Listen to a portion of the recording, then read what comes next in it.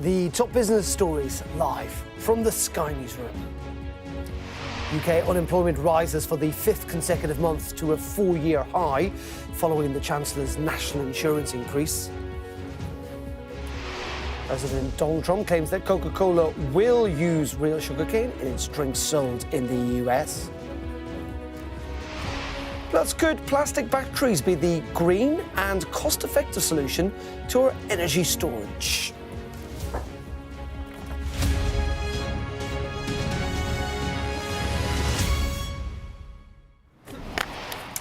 Very good afternoon on this Thursday. Business Live with me, Darren McCaffrey. UK unemployment rose for the fifth consecutive month in June, while wage growth slowed. That's according to the ONS today. Employers cut the number of payroll staff by 25,000 between April and May. Employment has been consistently falling since the government signalled higher tax rises on jobs and rises in the minimum wage. Well, let's bring in Matt Swannell, who's Chief Economic Advisor to the EY Item Club. Very good afternoon to you, Matt. And in many regards, this isn't a surprise, is it, given that trend we've seen really since the start of this year? Good afternoon. You're absolutely right. What we've seen is a weak economy, relatively slow growth, and 5 months now of reducing employment, both in areas that may be exposed to these changes in national insurance, as you mentioned, but also in other areas that may be a little more insulated. And in terms of where we're seeing effectively the employment market being hardest hit, what sectors are we concerned about most? And is there been an impact here? We'll get on to a second about the taxation, but actually from technology and AI too. Lots of talk about undergraduate positions not being as widely available as they once were. I think what we're really seeing here is the effects of 2 years of relatively weak growth. Now, we're seeing employment slow broadly across all sectors, with more concentration in some of those areas that may be feeling the effects most of those changes in NICs, areas like hospitality and retail, where they rely on lower paid workers typically.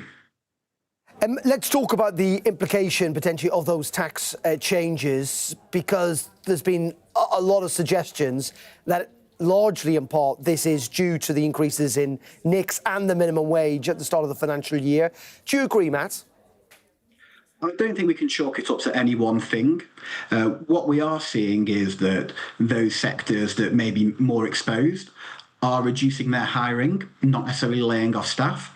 And that's mirrored in other sectors and also in the public sector. So it is really a weak economic growth story, with some of these tax changes also feeding into hiring decisions amongst firms.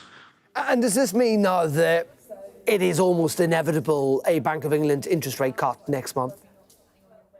We certainly expect another interest rate cut in August. We think that the Bank of England is becoming increasingly concerned about the labour market, and if we look what's happening to pay, that is cooling. We still do think, though, the Bank of England is concerned about cutting rates too quickly rather than too slowly. So we do expect them only to cut in August and November. So we do think there'll be one cut every quarter for the rest of this year. And Matt, what do you make of these suggestions that actually, you know what, a bit of a rise in taxation, a bit of a rise in the minimum wage? Yes, there will be an impact, of course, to a degree on the jobs market, but actually it'll force companies to innovate, it'll force companies to adopt technology, and that could be good for our productivity levels, which have been pretty much on the floor for the last decade or so. I think anything that really pushes forward innovation, that's what really drives long-run growth and long-run productivity. And we're seeing that across a broad range of things. But there's things in place that will help investment in multiple sectors, whether that's from the public or the private sector, as well as in getting shovels in the ground, cranes in the sky, and really building critical infrastructure. And if we put all these together, that's what really will support long-run growth and long-run productivity. And Matt, just very finally on this, is this now a trend we're likely to consider, as you have suggested, because the economy is effectively flatlining at the moment? Are we going to see unemployment continue to rise? And where do you think we might get to in terms of figures? I'm getting you to get your crystal ball out here, if you like. If I look into my crystal ball, what we think is unemployment will rise a little bit further from here, topping out perhaps around 5% towards the end of the year. So that does mean more unemployment, but we're not seeing anything like what we might have seen in the great financial crisis, for example, where we saw unemployment jump up above 8%. So a small and an orderly rise in the unemployment rate over the latter half of this year. OK, Matt, great stuff, as always, from EY Item Club. Thank you very much indeed. Thank you. Thank you. OK, let's have a look at how the markets are doing this afternoon. Well, let's bring in Emma Wall, head of platform investments at Hargreaves Lansdown. Emma, very good afternoon to you. Let's talk about those figures in terms of how the market's reacting, because we also got figures today on wage growth, didn't we, as well, not rising by as much as it has in the past, but still above inflation, it must be said. Yeah, I'm afraid I don't agree in terms of the your previous guest in terms of what this might mean for interest rates because of the group of data that we've had today. As you say, wage growth has come down to 5%, but that's still pretty elevated. It's down from 5.3% the previous months. And don't forget, we had inflation data out yesterday at 3.6, so still running pretty hot and up on the month before. It's actually those two figures that I think the Bank of England will be paying more attention to rather than the overall unemployment rate. Yes, it's the highest it's been since June 2021, but inflation is still very much putting pressure on the economy. And because of that, I actually think that the Bank of England doesn't cut rates in August, and actually rates remain elevated for longer because we've seen so far, particularly in that forward guidance that the Bank of England Governor Andrew Bailey has given at every press conference following every MPC decision, actually it's the inflation print that really is very much guiding that policy from the Bank of England. So I think actually rates remain higher for longer, despite the fact that it is an early indicator of a weakening economy to see unemployment rise like that. Great. Well, we want all views and every view here on Business Live, so thank you for that, Emma. Let's look at the markets themselves. They're doing pretty well at the moment, in part because a bit like trying to work out what's happening with the tariffs, they're also trying to work out what Donald Trump may well do with the chair of the Feds. Yeah, it's a very strange situation where you have the leader of the free world going into battle with his independent central bank governor, and yet the markets remain reasonably sanguine. In fact, it's been a pretty good week for markets on both sides of the pond. Now, there's a couple of things at play here. The micro obviously influences and not just the macro, and it is the beginning of earnings season in the US, and earnings season has started well. But, you know, what I think is really interesting is actually how much the markets are beginning to discount what Donald Trump says. You know, it's not that long ago that we saw $9.5 trillion wiped off global markets because of rhetoric from Donald Trump around tariffs. Now we have continued rhetoric around tariffs. Don't forget, in the last 24 hours, he's claimed that he's going to have universal tariffs across the piece of between 10 and 15%. And actually, markets don't move that much. There's a couple of things here. There's the taco trade, as they're calling it, which is Trump always chickens out. And there's the fact that words are free, but actions are not. So there is a word of caution that I'd have here, because although, you know, markets seem not to be, you know, responding to some of his tweets and some of his negative rhetoric and narrative, actually, if we do see tariffs come in at 10, 15% on that August the 1st deadline, although, again, that may move, the last time it moved, and he said it could move again. But if we do see tariffs come in at 10, 15% universal tariffs on August the 1st, it will have a fundamental impact on global growth and global stock markets. And just very finally, Emma, let's just briefly talk about Coca-Cola. Donald Trump taking to social media suggesting that they're about to change the recipe for the domestic market in the United States. Something Coca-Cola has made it pretty clear they're not keen on, and something that they're probably not likely to do.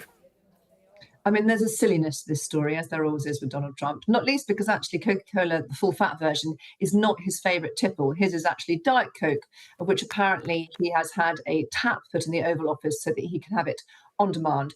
But that aside, what's really interesting about this story is a lot of the times that Trump tweets like this, it's to do with making America great again. So it's to do with sort of reshoring particular activity. But actually the corn syrup that's used in Coca-Cola in the US production, not globally, in Mexico, for example, they do actually use cane sugar, but the corn syrup that's used in the US version of Coca-Cola is actually predominantly US produced. So there is one corn or commodities producer that's down 5% in after trading yesterday and 2% on the open today. That actually, or Arch as it's called, because of that reaction. Coca-Cola, as you say, has come back and said they are considering all product options, which I think is a rather dignified way of saying, I don't think we're going to do this, Trump. OK, Emma, always a pleasure. Thank you very much indeed, Emma Wall there.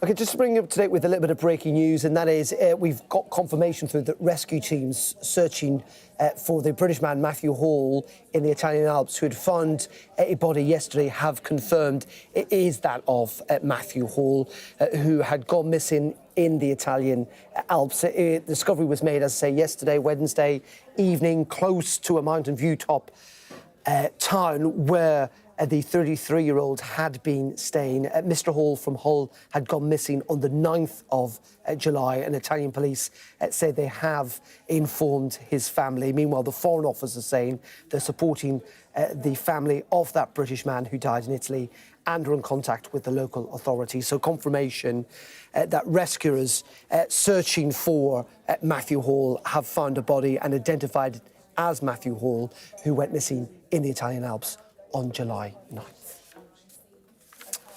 Now, Donald Trump has given Russia a 50-day grace period ahead of possible secondary sanctions. The US president also said he would send weapons to Ukraine via NATO, while threatening Russia with more tariffs if a deal to end the war is not reached within those 50 days. So how likely is this gambit to work? Delighted to say we can speak to Fred Fleitz, who's vice chair at the Center for American Security at the America First Policy Institute and a former chief of staff to the National Security Council, as well as holding various positions inside the CIA. Fred, very good afternoon to you. I suppose initially, what's your sense of the pivot, I would suggest, we've seen President Trump make in the last couple of weeks, but particularly in the last couple of days, in relation to support for Ukraine?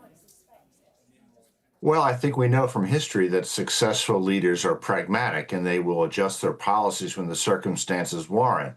The president's approach to Putin wasn't working. Putin was defying him. He was disrespecting him.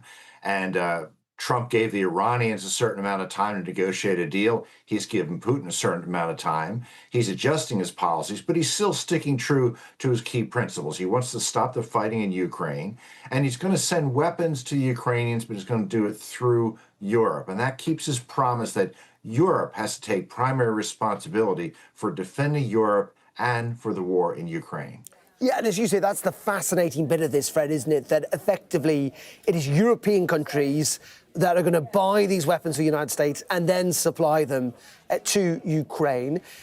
But this comes at a time in which the Pentagon was suggesting only last week that they might stop shipments because of a shortage of weapons. What's the sense of what the supply chain is like in terms of the health, if you like, of stockpiles of weapons in the United States and indeed in Europe too? My understanding is that we have plenty of weapons, but what you're referring to is what was called a pause in providing weapons to Ukraine while an assessment was made about our supply chains. This decision apparently was made in error. It wasn't properly coordinated with the State Department. The Secretary of State didn't know about it. The President didn't know about it. I think it just represents growing pains for an administration that's been in place for 6 months. But the President has basically reversed that decision, and he's made a decision to send weapons to Ukraine because Putin will not end this war.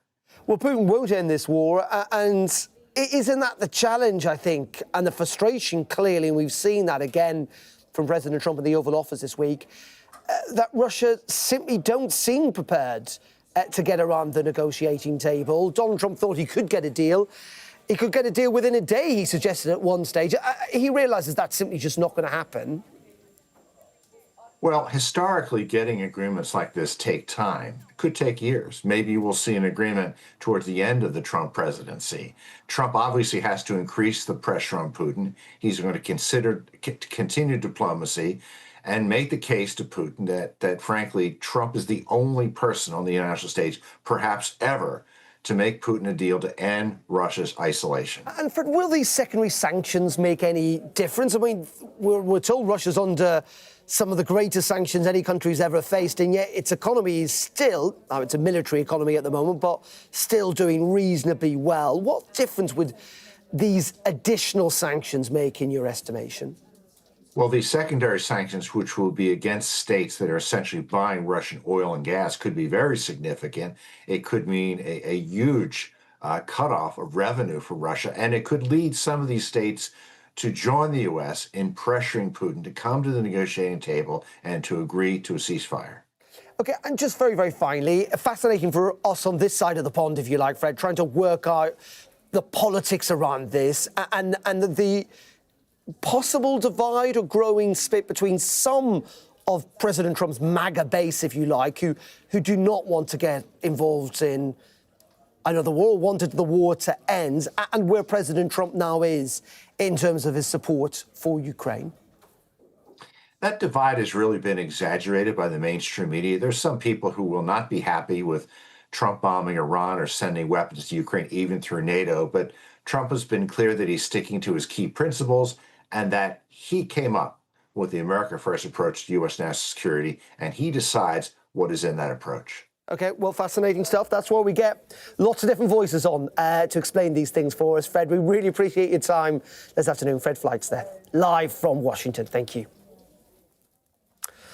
OK, you're watching Business Live here on Sky News. Coming up next are plastic batteries, the solution to home energy storage. We'll be speaking to the Cambridge startup who claim to have cracked it in just a couple of minutes. Stay tuned.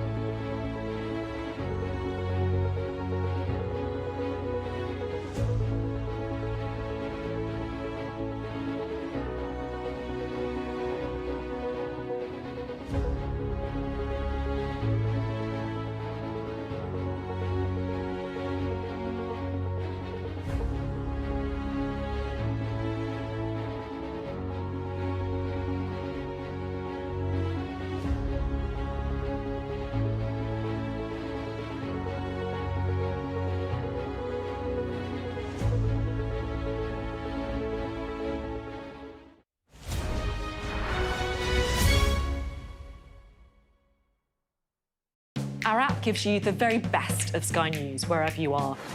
Breaking news, videos and analysis. Evidence of the crisis. Podcasts, watching us live. Live here from Washington. Wherever you get your podcast. All in one place. And all at just the touch of a screen. The Sky News app. Get the full story first.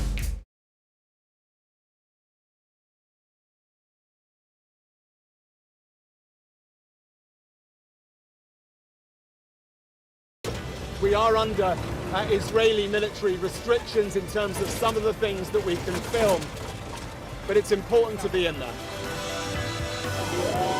What a slow drive for the president as he approaches his golf club. 4 more years!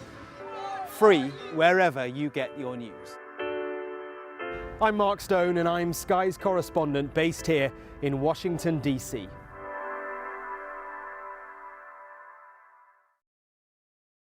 I'm Stephen Murphy, and I'm Sky's Ireland correspondent based here in Dublin. The waters of Ireland and Britain should be home to great white sharks. If there are great white sharks in this area, there's no reason they wouldn't come here to feed. It's basically a buffet on a beach. This could be not only a record-breaking storm, but potentially the most dangerous storm ever to hit Ireland.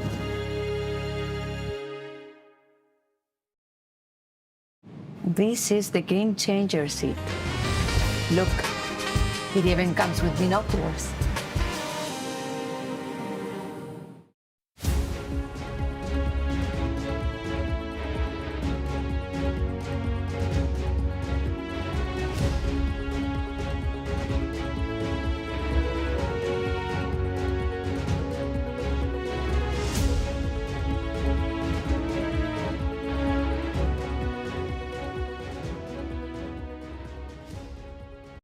Flying units, fly better. Thank you. Now, a Cambridge-based startup claims to have taken a leap forward in battery technology, which would alleviate the need for rare and expensive earth minerals, as well as reducing the cost of home battery storage. That company is Super Dielectrics and has just signed a partnership deal with E.ON. And joining me now is William Heathcote, who is the commercial director. William, very good afternoon to you. And this is the second generation, I'm told, of the Faraday battery. Just explain what it is. Yeah, so thank you so much for having me on. We are a Cambridge-based energy storage company. Back in 2016, we were investigating advances in contact lens material. And during the course of that investigation, we found something extraordinary, completely unexpected. We found these energy storage properties within these contact lens materials. And from there, we've been scaling that up, that technology, from this fundamental material science breakthrough. And just last week, we announced our Faraday 2, which is the next generation prototype of our technology. We see this Faraday 2 as a springboard for deploying our technology in homes throughout the UK and eventually worldwide. And we think this is a critical enabling technology to achieve net zero. And William, what is the idea of this battery? You're saying that you think and hope it'll be in everyone's home. What do you want it to achieve?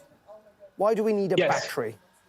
Yes, so at the moment, we have a energy system which is going from fossil fuel derived energy to wind and solar, so renewables. And renewables, it's no secret to say that they are intermittent. And so the key enabling technology for our new energy system is going to be energy storage. And to have, say, one of our devices in your home could save you up to 85% on your electricity bills. And that's by storing energy at off-peak times when it's cheap, and then using it when it's expensive at peak times. So essentially, it's kind of like a generator, if you like, but one that's available to kind of pick up the slack, as you say, when needed. But we're looking at it on screen. How big is this? Because I read at one stage it was the size of a fridge, but it does appear to have come down in size. Yes, so this is our prototype. We think in people's homes we'll be installing a fridge-sized version. Now, at the moment, the preeminent technology is lithium-ion batteries, and they're a fantastic technology. They've won Nobel Prizes. However, we have some advantages over lithium-ion batteries in terms of safety. We don't catch fire. Recyclability, we're not going to leave a toxic waste legacy, and cost. We don't use any critical metals. So this polymer has enabled a completely new way of addressing the energy storage problem.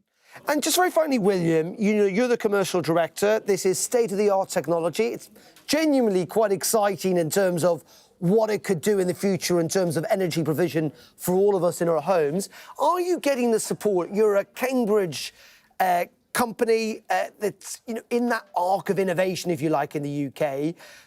But are you getting the resources, the support that you need from the government and elsewhere? Yeah, so we have some fantastic links within government.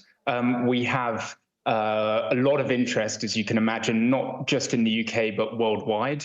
And the UK is a fantastic place for us to have this technology at the moment. We have some of the best scientists in the world based near Cambridge. We're able to capitalize upon the fact that we have some of the most intelligent people. We have them working for us at the moment. We have about 30 people. We're very PhD heavy. We're predominantly PhD. So the Cambridge hub is a real advantage for us. Fascinating stuff. And very exciting stuff as well. William, we really appreciate your time this afternoon here on Business Live. Thank you very much indeed. Thank you. Thank you. OK, that is it from me. There is no Business Live tomorrow, actually, but we'll be back on Monday. Join me then if you can. Up next, it's Mark Austin. Goodbye.